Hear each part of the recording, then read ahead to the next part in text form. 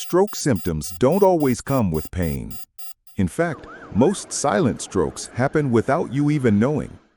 You could be sitting at breakfast or walking through the kitchen, and deep inside your brain, something begins to shift. No chest pain, no collapse, just a slightly slurred word or a missed step, and your life quietly changes. I've seen it happen more times than I can count. And most of the time, the person thought they were fine until it was too late. That's why today, I want to gently walk you through the warning signs, the hidden causes, and the one simple thing you can do to protect yourself and your loved ones. Let's begin. Have you ever heard someone call it a brain stroke and thought it was just another name for a heart attack? I understand why that happens, because the damage can be just as sudden and just as serious. But what actually happens in your body is very different. You see, your brain needs oxygen every single second to survive.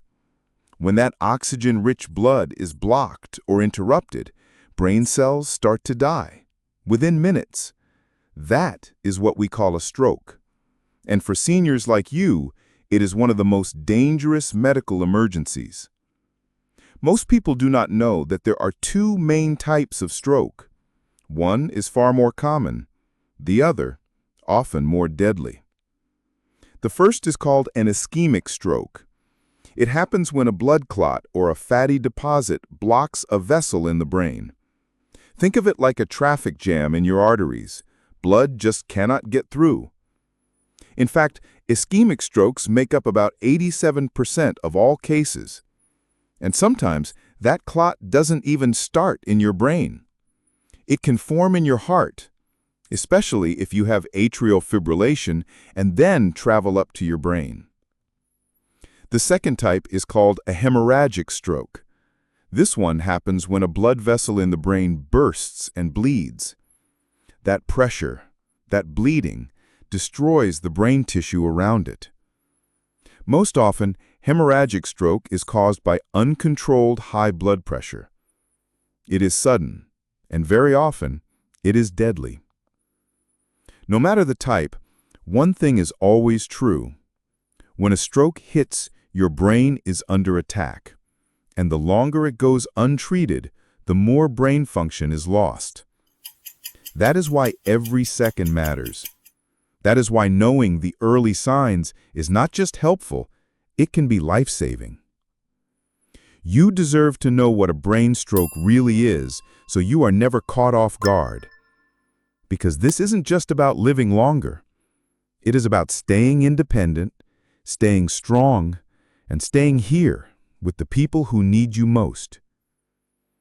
If this gave you even one new piece of insight, please consider subscribing, liking, or sharing this video. That is how I know it helped someone, and that is what keeps us working, to make more videos like this one, for you. Have you ever noticed your balance suddenly shift? Like the floor moved underneath you for just a second? Or maybe your vision blurred only in one eye, and you told yourself it was nothing. You're not alone. Most people ignore these warning signs. They think it's tiredness, aging, or stress. But sometimes it's something much more serious. As someone who's cared for stroke patients for decades, I can tell you this truth. The first signs are often small, but never meaningless. That's why we use a simple tool called Be Fast. It's just 6 letters, but each one stands for a signal your brain may be under attack. B is for balance. If you feel suddenly unsteady, dizzy, or off-center, even if it lasts just a minute, pay attention. E is for eyes, blurred vision, double vision, or losing sight in one eye, suddenly. F is for face. If you smile and one side doesn't move like the other, that's a stroke symptom. Ask someone you love to smile. Watch carefully. A is for arms. If one arm feels weak, heavy, or numb, ask the person to raise both arms. Does one drift down? S is for speech, slurred words, trouble speaking, or not understanding what someone says to you. And T is for time, because time lost is brain lost. If you notice even one of these signs, call 911 immediately. Don't wait. Note the time you saw it start. You don't have to remember everything. Just write down "be fast" and put it on your fridge or somewhere your family can see. Because stroke warning signs can be silent at first, but they rarely come twice without consequence. If you've ever felt unsure or delayed calling for help, please know this is not your fault. Now that you know "be fast," you have the power to act quickly next time, and maybe even save someone's life. If this helped you or brought clarity to someone you care about, please subscribe, share, or simply like this video. That's how I know this message reached someone who needed it, and how we'll continue making videos that protect lives. You don't have to be a doctor to save someone's brain during a stroke. You just need to stay calm and act fast. Have you ever been in a moment where something felt wrong, but you weren't sure what to do? That's exactly what happens during the early minutes of a stroke. And what you choose to do can make the difference between recovery and a lifetime of struggle. Here's what you should do if you suspect someone is having a stroke. And I want you to keep this simple list nearby so you never have to guess under pressure. First, call 911 immediately. Don't wait to see if the symptoms go away. Don't try to drive them yourself unless it's absolutely the only option. Next, keep the person calm and still. Help them lie down. If they're vomiting, gently turn them on their side, with their head slightly raised to prevent choking. Loosen any tight clothing. Sometimes even a tight collar can make breathing feel harder. Write down the exact time when the first symptom appeared. This is crucial. It helps the hospital know if clot-busting medication can still be used. Don't give them anything to eat or drink, even water. A stroke can affect swallowing, and they could choke without realizing it. Don't give them aspirin or blood thinners. I know it sounds strange, but if it's a bleeding stroke, those drugs can make it much worse. I've seen kind, well-meaning family members do exactly what they thought was right, only to cause more harm. So here's what I tell every patient's loved one. Your job is not to treat the stroke. Your job is to get them safely to the people who can. And that starts by calling for help the moment you see even one sign. You don't need to memorize all of this today. Just write it down, or keep a printed list on your fridge. If you're caring for someone over 60, that list might be the most important paper in your home. If this gave you clarity, please take a moment to like, subscribe, or share this video. It helps more than you know, and it tells me this message might just save a life. Have you ever waited just to see if something would get better on its own? Maybe you felt a little dizzy, or your spouse couldn't find the right word, and you thought, let's give it a few minutes. I understand that feeling. No one wants to rush to the hospital unless they're sure. But with a stroke, minutes are everything. There is something we call the golden hour. It's not exactly 60 minutes, but it's the first few hours after the stroke begins, when brain cells are still alive but struggling. If you reach the hospital in that critical treatment window, there are options that can literally stop the stroke in its tracks. For ischemic stroke, doctors can use a medication called TPA. It breaks down the clot and restores blood flow to the brain. Or if the clot is too large, they may perform a procedure called a thrombectomy. physically removing the clot through a catheter. But here's the truth I want you to remember. These treatments only work if they're given early. The sooner, the better.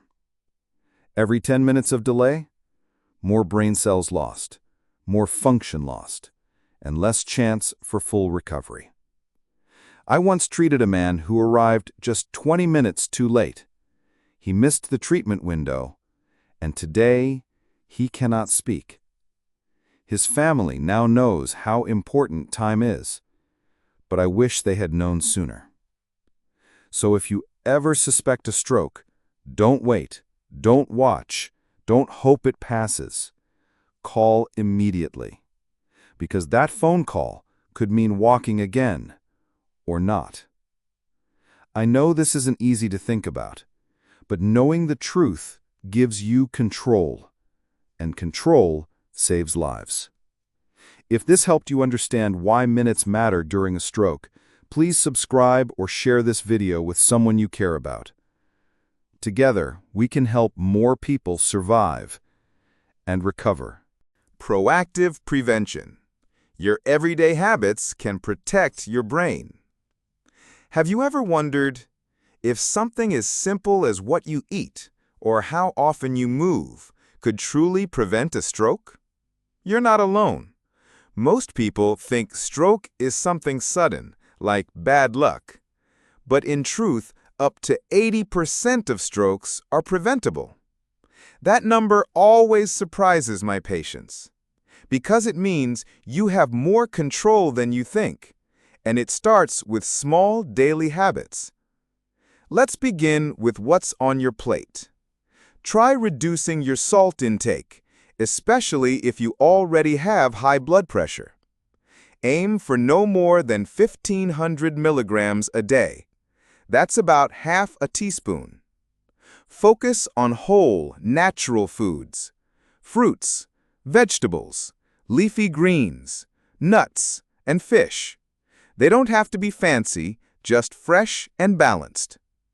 Avoid processed meats, fried snacks, and sugary drinks. Even small swaps can make a big difference for your arteries and your brain. Now let's talk about movement.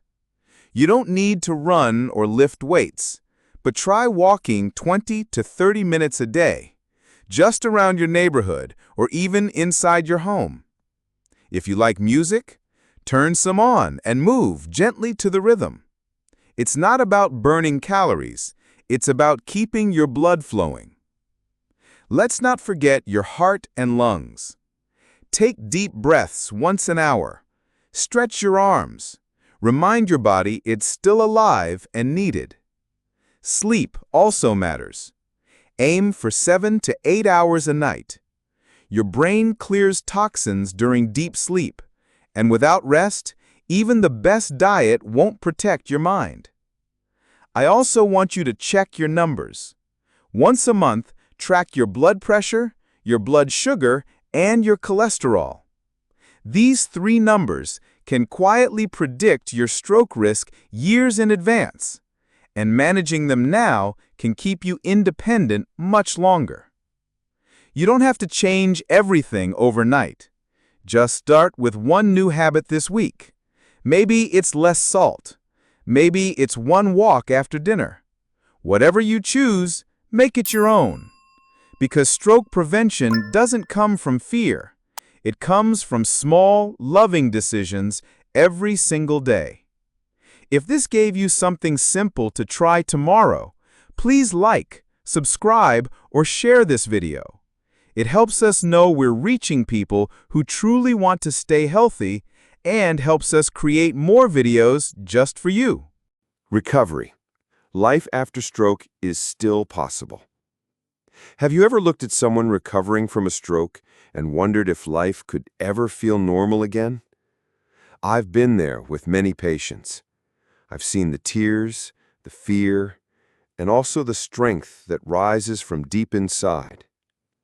Recovery after stroke is not easy, but it is possible. And with the right support, you can reclaim more than you think. The journey doesn't end when you leave the hospital. In fact, for most people, that's when the real work begins. You may have trouble walking, speaking, or using one side of your body.